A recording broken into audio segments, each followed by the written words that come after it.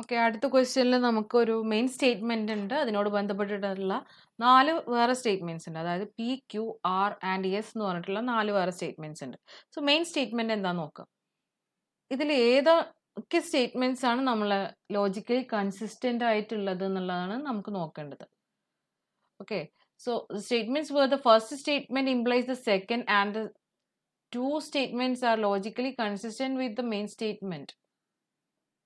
Choose the pair of statements. അതായത് ഇതിൽ ഏതൊക്കെ 2 സ്റ്റേറ്റ്മെന്റ്സ് ആണ് നമ്മൾ മെയിൻ സ്റ്റേറ്റ്മെന്റുമായിട്ട് ലോജിക്കലി കൺസിസ്റ്റന്റ് ആയിട്ടുള്ളതാണെന്ന് ചൂസ് ചെയ്യേണ്ടത്. സോ ഫസ്റ്റ് സ്റ്റേറ്റ്മെന്റിൽ നമുക്ക് തന്നിട്ടുള്ളത് Pradeep becomes either director or a producer. So പ്രദീപിന് 2 ഓപ്പർച്യൂണിറ്റീസ് ഉള്ളത്, either a director or a producer. Okay, so പ്രദീപിനുള്ള 2 opportunities ആണ്, ഡയറക്ടർ ഓർ ദ പ്രൊഡ്യൂസർ. ഇനി ഫസ്റ്റ് സ്റ്റേറ്റ്മെന്റിൽ നമുക്ക് നോക്കാം. ഫസ്റ്റ് സ്റ്റേറ്റ്മെന്റിൽ statement P, Pradeep is a director.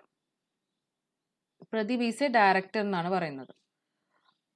Okay, so Pradeep director ആണെന്ന് പറയുന്നു. Statement Q, Pradeep is a producer എന്ന് പറയുന്നുണ്ട്.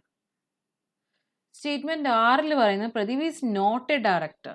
So Pradeep not a director ആണെങ്കിൽ നമുക്ക് പ്രദീപിന് പ്രൊഡ്യൂസർ ആവുന്നതുകൊണ്ട് കുഴപ്പമില്ല. സോ സ്റ്റേറ്റ്മെന്റ് ക്യൂവും ആറും എന്താണ്, ലോജിക്കലി കൺസിസ്റ്റന്റ് ആണ്. സ്റ്റേറ്റ്മെന്റ് ക്യൂവും ആറും ലോജിക്കലി കൺസിസ്റ്റന്റ് ആണ്. സ്റ്റേറ്റ്മെന്റ് എസ് നോക്കുമ്പോൾ Pradeep is not a producer. Pradeep producer അല്ലെങ്കിൽ എന്താവാം, ഡയറക്ടർ ആവാം. സോ സ്റ്റേറ്റ്മെന്റ് എസും പിയും എന്താണ്, ലോജിക്കലി കൺസിസ്റ്റന്റ് ആണ്. നമുക്ക് ഓപ്ഷൻസ് നോക്കാം. എസ് പി ഓൺലി, എസും പിയും ലോജിക്കലി കൺസിസ്റ്റന്റ് ആണ്, അത് ഓക്കെ ആണ്. ആൾസോ നമ്മൾ ക്യൂവും ആറും എന്താണ്, ലോജിക്കലി കൺസിസ്റ്റന്റ് ആണ്. ക്യൂവും ആറിനും പ്രശ്നമില്ല. സോ രണ്ടും ലോജിക്കലി കൺസിസ്റ്റന്റ് ആയതുകൊണ്ട് both S P and R Q എന്നുള്ളതാണ് നമ്മൾ ആൻസർ വരുന്നത്.